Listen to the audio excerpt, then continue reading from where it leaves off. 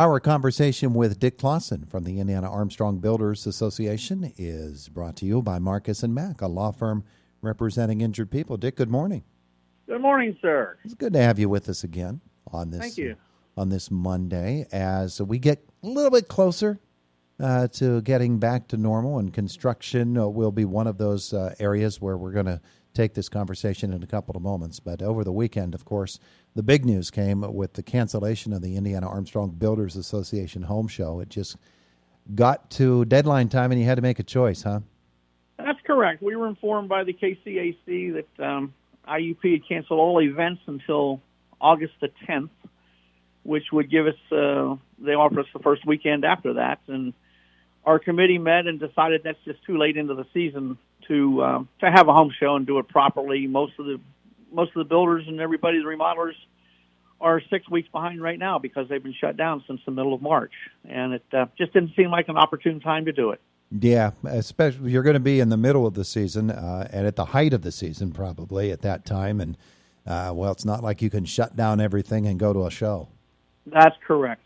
However, we are going to try to do what we're going to call the Home Show 2020 Showcase. We are offering each vendor up to a 2-minute video to put onto our Facebook and some other social media, and the public can go there and see what they were going to offer. Oh, that's a good idea. My goodness. Have to be creative these days, you know that. Yeah, well, there you go. Are they going to be responsible for shooting the video themselves, I would assume? Yes, that's correct. And we're going to, we've got some younger members of our home show committee that are going to write up some instructions on how they can do it with a smartphone, submit it to us, and then they'll take care of putting it online. There you go. You know, you could come out of this with a couple of media stars here. Oh, you never know, that's for sure. We could be on DIY Network, hosted by Dick Clawson. I like it. All right. But that's going to be good. That'll be on your Facebook page. That's correct. Yeah. No, and I sure hope they embrace this opportunity because, you know, it's been quite the hit that we've taken in terms of events such as the home show, but industry as a whole is really suffering. Oh, my goodness, yes. And I was talking to one of our local kitchen and bath guys yesterday afternoon and was saying that right now they've got a 13 to 15-week backlog before anything can be delivered because they've been shut down so long. And once some states have been active, but Pennsylvania hasn't, and they'll be able to start doing things on May the 1st, this Friday. Yeah, well, that's interesting to me because we think of the various issues with getting out and getting work, but getting materials becomes a big problem. Absolutely. The supply line basically has stopped in Pennsylvania. Yeah. And on custom orders and so on, the cabinet makers were not allowed to work or make cabinets. I'm sure the ones that they were just inside, but they couldn't deliver them. So there's a backlog of all the materials across the board. Yeah. So materials become an issue. Of course, the planning, all of everything that goes into it, that all has to be straightened out as well. Within the industry itself, Dick, is there any sort of guidance from the state on timelines of when you're able to do this or when you're able to do that? The governor put out last Friday afternoon that construction can start on this Friday, no more than 4 people at a job site. Mm-hmm. And a job site is considered one for residential construction, one building lot. So if you've got a duplex going up, that's one job site, and only 4 workers can be working. Uh-huh. They have to be masked. They have to follow the CDC guidelines on safety. On top of that, if they're sharing any tools, they need to be wiped down before they share them. Sanitizing locations available for the workers. Mm-hmm. Incidental people, a delivery truck, that's okay, but for the full-time working people, a maximum of 4 per job site.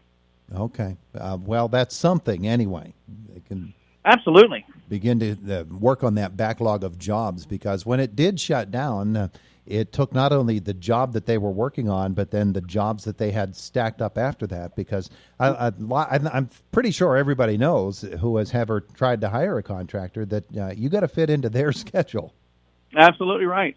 And the supplies. I mean, some of the guys are sitting on materials and products that they bought back in the first part of March that they were hoping to have install on at the end of March. So those jobs are okay. It's the ones going in the future.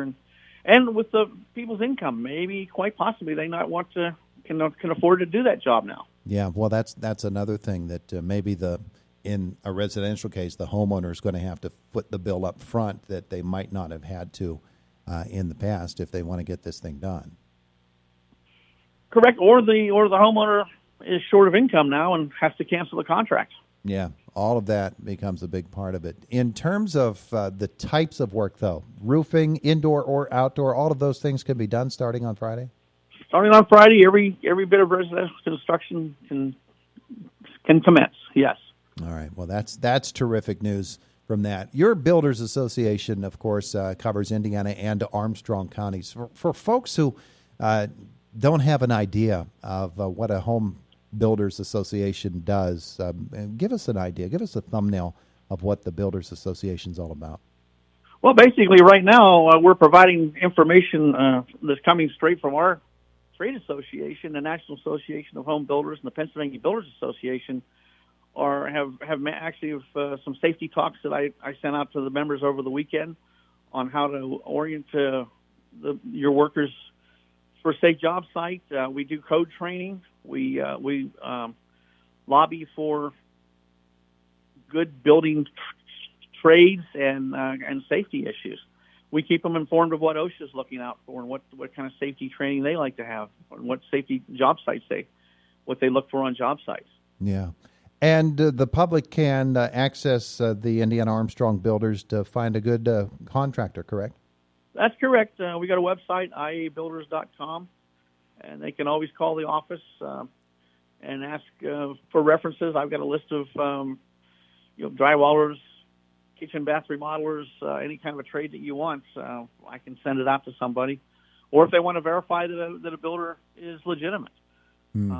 They need to make sure that they have a home improvement contractor's license. Anybody that does more than $5,000 of work a year for consumers has to have a license. They need to check to make sure that who they're dealing with has workers' compensation insurance on his employees and liability insurance on his jobs. Mm-hmm.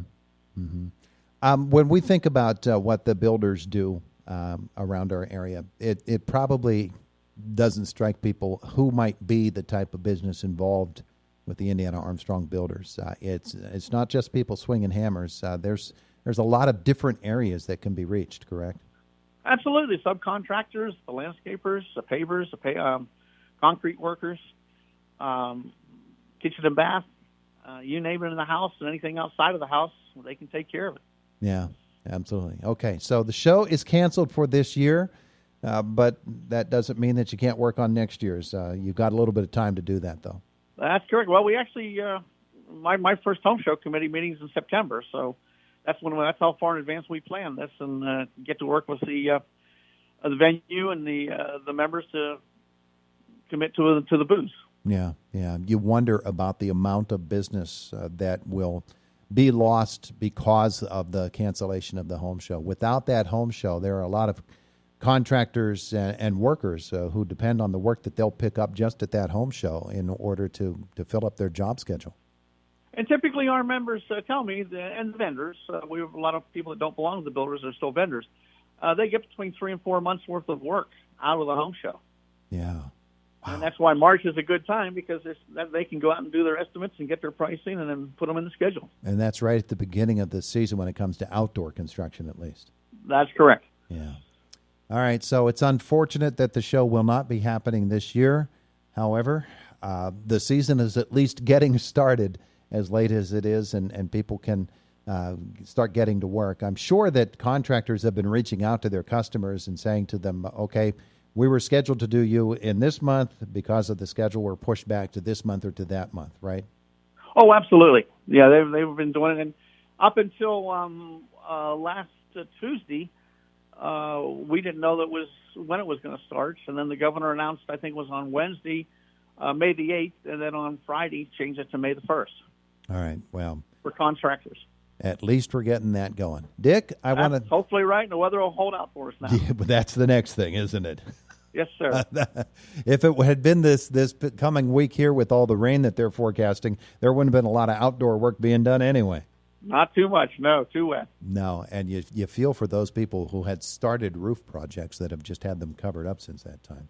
Well, And that was the way the governor had it, was that they had to stop where they were unless it was an emergency. And if they had it papered in and nailed down, then they had to stop. yeah, amazing. All right, well, it's an unprecedented time, and things will slowly start to open up again, and maybe it'll start with our builders. Dick, thank you so much for being with us today. Thank you very much. It's always good talking to you. All right. Thank Renda Broadcasting for what they do for us. Have a great day today. You too. Thank you, Todd. Bye now. Bye. There is Dick Clawson, the Indiana Armstrong Builders. And there's a little girl outside the window there.